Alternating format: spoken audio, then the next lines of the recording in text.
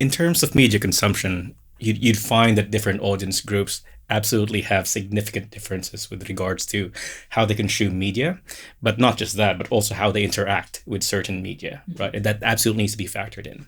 The challenge, I suppose, from a multicultural perspective is that when we are looking at media consumption trends and media interaction trends, it's rarely through the lens of multicultural. Like the audience segmentation tends to be a bit different. We look at things through a lens of like, oh, this person has purchased with us before, or they're an entirely new prospect, or it might be based on broader demographics or what have you.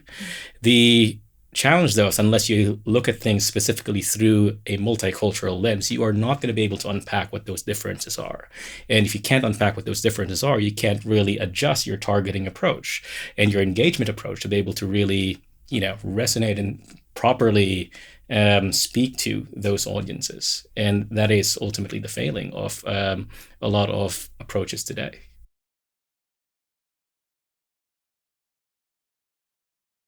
All channels really have had options around targeting by postcode, particularly as we've gotten better at capturing, census data and the ancestry fields and the kind of country of birth fields in census. So, whether it's outdoor or different kinds of channels, those solutions have become a bit more sophisticated with postcode data.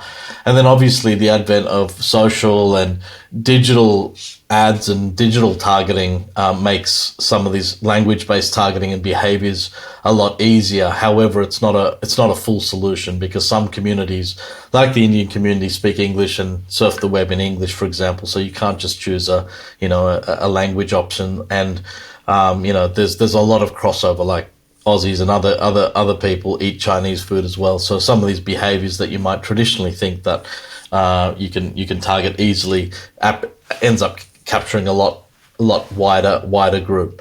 And this comes back to kind of the definition of multicultural and the audience that you're targeting. And I think it does really have a broad definition to start with. The audience can be defined by each sector or each company, and each definition of multicultural can relate to either of those companies or sectors in a different way.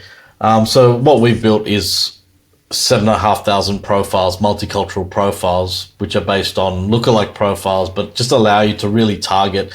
So Cantonese speakers who are second generation, for example, augmented by community channels and augmented by, influencer channels, because as the global movement has happened and digital fragmentation has happened, there's a lot of people using different channels, not just Facebook. There's Kakao Talk and WeChat, and expand that out to all your digital channels. It becomes quite unwieldy.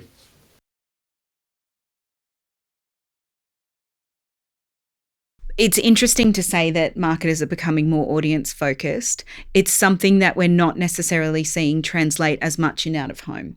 I would say that definitely the proliferation of programmatic and digital options when it comes to out of home is supporting that.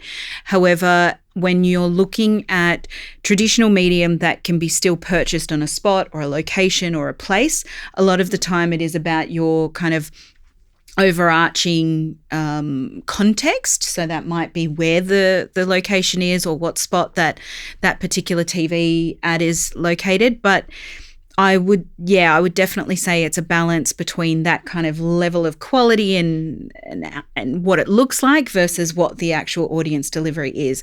It is changing over time. I would say that as an industry, we're really trying to position that audience first is perhaps a better, more effective way to execute a campaign.